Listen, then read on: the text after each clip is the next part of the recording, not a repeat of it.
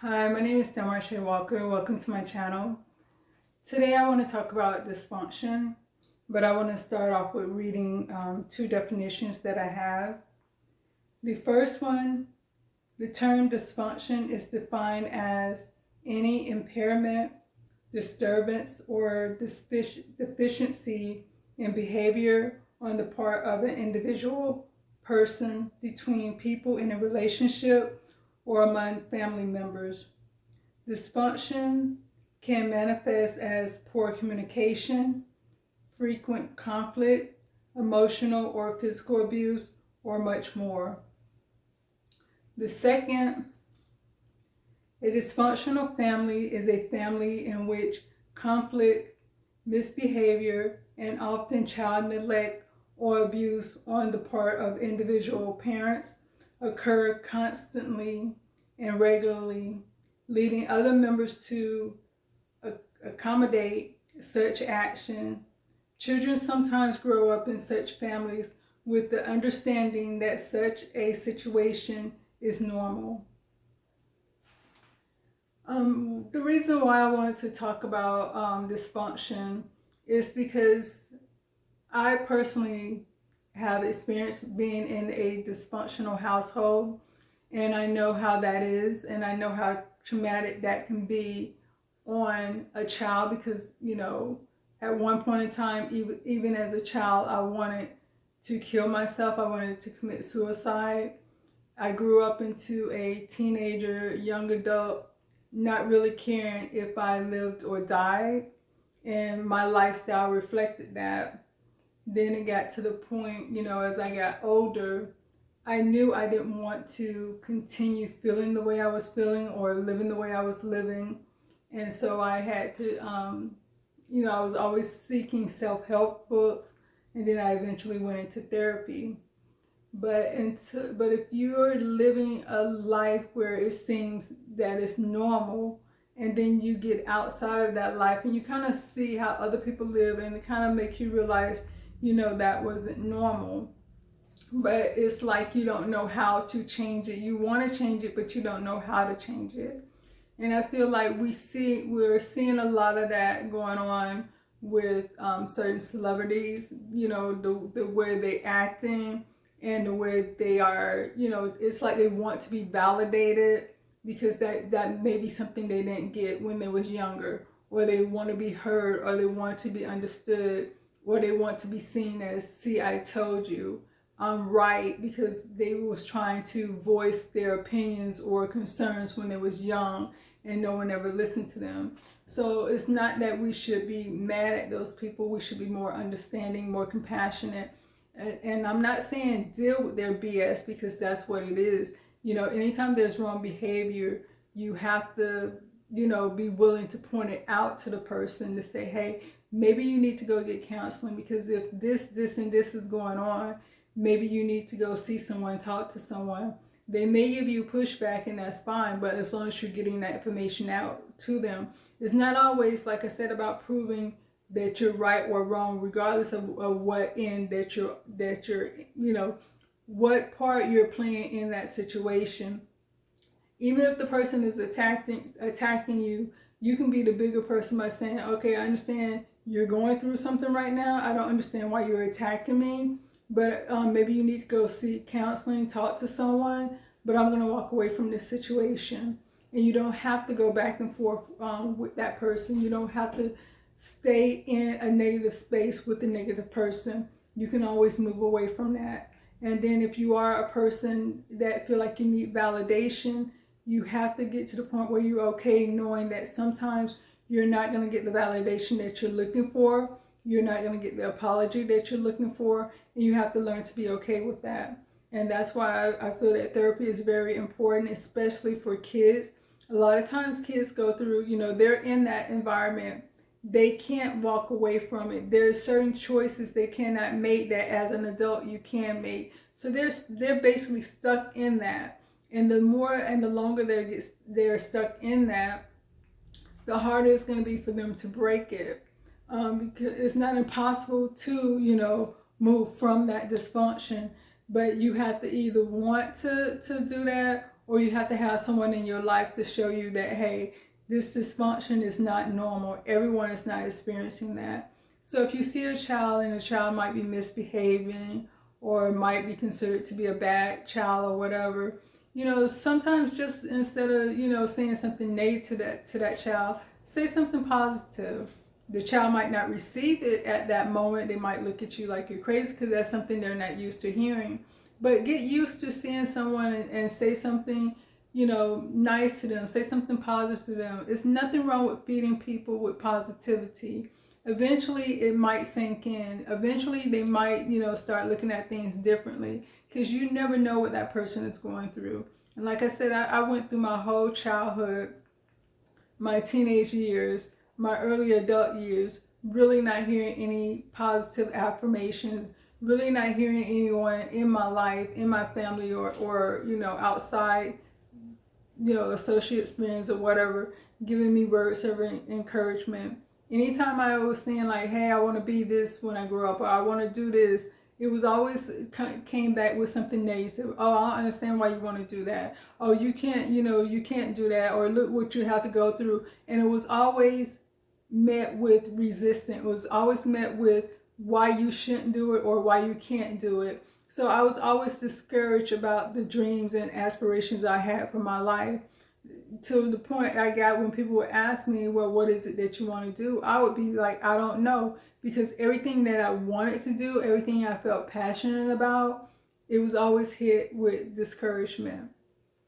And when I did have people say nice things to me, it was either a backhand compliment, you look nice, but, oh, that is great, but. It was always a backhanded compliment, and it's like, either give me a compliment or don't, but don't give me a compliment then come behind that with something negative, because all I'm going to hear is something negative. Or I would be told, something nice about myself, then they would turn around and ask for a favor. It's like, oh, I'm going to say something nice, build her up. Hey, can I borrow some money? I'm going to say something nice to her, build her up. Hey, can I get a ride? Hey, can I borrow? Hey, can I get this? Or hey, can you give me that? And so when you get used to people doing you like that, and someone comes to you, unless they're just coming to you with a compliment or saying something nice and that's it, and they, oh, you look nice today, and keep it moving. Oh, that looked great on you, keep it moving. Oh, I enjoy how you did this or said that, or this or that.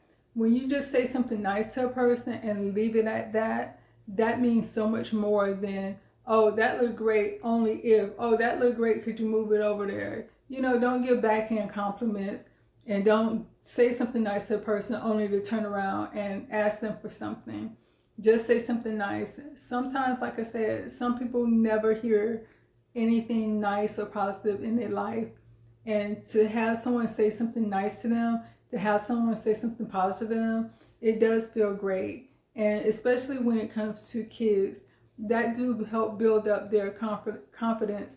But when they're in a situation where it's just negative, negative, negative, negative, that's all they know. They react to that negativity. They're hurt. Like I said, they don't know how to express themselves when they're feeling pain, when they're depressed. And these are the things that kids go through. Everything an adult go through, those are the same emotions that kids have. And so we always looking out for adults by saying, hey, take a self-care day. Hey, go soak in the tub, light some candle. Hey, go get a massage. But what do you tell kids when they're feeling depressed? What do you tell kids when they're feeling overwhelmed? I feel that counseling should be normalized for kids in the same way. And I don't mean just push them into counseling for any and everything. But the same way they would have a checkup when they're young and they go to their pediatrician and they get a complete checkup to make sure everything is fine. I feel that that's how therapy should be. To go in, because you never know what a child is going through. And you're not going to know until you put them in a situation where they're with a professional and they feel safe talking to that person. So, being able to say, okay, we're going to the counselor, whatever you want to say to the counselor, that's going to be between, you can express yourself and then go from there. I don't think it's a bad thing, because like I said, as a child, I wanted to kill myself. And some kids, unfortunately, they actually kill themselves because they're going through so much. And then when you speak to the parents, they're saying, well, they seemed okay to me. They was fine to me. And so sometimes kids don't know how to express themselves, or they just think it's normal. So they just continue to go through what they're going through until it gets to the point where they can't take it anymore. Like I said, I'm speaking from my heart, because I have been that child. I wanted to kill myself because of the things that I went through. And I couldn't talk to anybody in my family, because when I tried, I was always met with negativity, or they would overtalk me. If I'm trying to express how I feel, they didn't want to hear it. So they would start talking about something else, overtalk me, or just completely ignore what I'm saying just to get their point out there. It's like, I'm waiting for you to shut up so I can say what I want to say, which has absolutely nothing with what you just said to me. So I understand how I feel not to be seen, not to be heard, not to be valued, growing up in a dysfunctional household. So, I'm saying this from like I said, a place of love. Sometimes you just need to just be nice to other people, because you never know what that person is going through. As a child, you never know what a child is going through. A lot of times we dismiss children and just say, oh, they're bad, or they're misbehaving. But sometimes you might need to look at the child and say, okay, what type of environment they're living in. Let me just say something nice to this person. Even if they're acting bad or something like that, let me find something nice to say about this child. Say something to this child, because I don't know when the last time they heard anything positive about themselves. So I'm going to be that person to say something positive to that child. And so that's all I wanted to say. Everyone didn't have a great life, and that's no one, it's no one's fault. If you had a great life, you're blessed. That's great. I'm not saying feel bad because you had a great life. No, be thankful that you had a great life, but also understand that everyone, sometimes we feel like the things that we're going through, everyone else is going through that. But once you kind of get down to it and see, hey, I might have had positive people in my life. I may have had people in my life to build me up. I may have people in my life to help push me forward. Regardless of who that person was, it was someone there to push me forward. And so, not, like I said, not everyone has that. Everyone is not that fortunate. And a lot of times when you think about dysfunction, or when people think about dysfunction, they want to think about it as being poor. You can be middle class and have a dysfunctional family. You can be rich and have a dysfunctional family. Dysfunction is dysfunction. Dysfunction doesn't have a price tag on it. There's poor dysfunction, middle class dysfunction, and rich dysfunction. And sometimes that's why you see rich kids behaving a certain way. And you're seeing all this money they have, all this opportunity, I don't understand. It could be dysfunction, because you never know what's going on behind closed doors.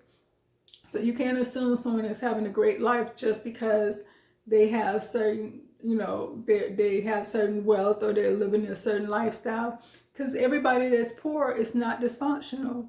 There's some people that are poor and they love on each other, they encourage each other, they motivate each other. Everything that you would want in a family, you look at them, the only thing they don't have is the financial wealth, but they have everything else. They have so much love.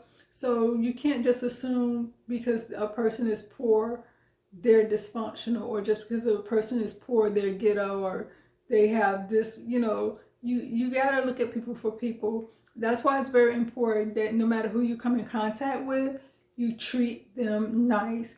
Because like I said, you never know what a person is going through. And don't just say because this person has a certain dollar sign, then I'm going to treat them this way. I'm not going to treat them well, or because they have money, I'm going to, run over to them and be so nice to them. Be nice to everyone. Everyone is human. Be nice, kind, and decent to everyone. And try to, give compliments to people. And that's basically all I wanted to say. I hope everyone is having a great day. Peace.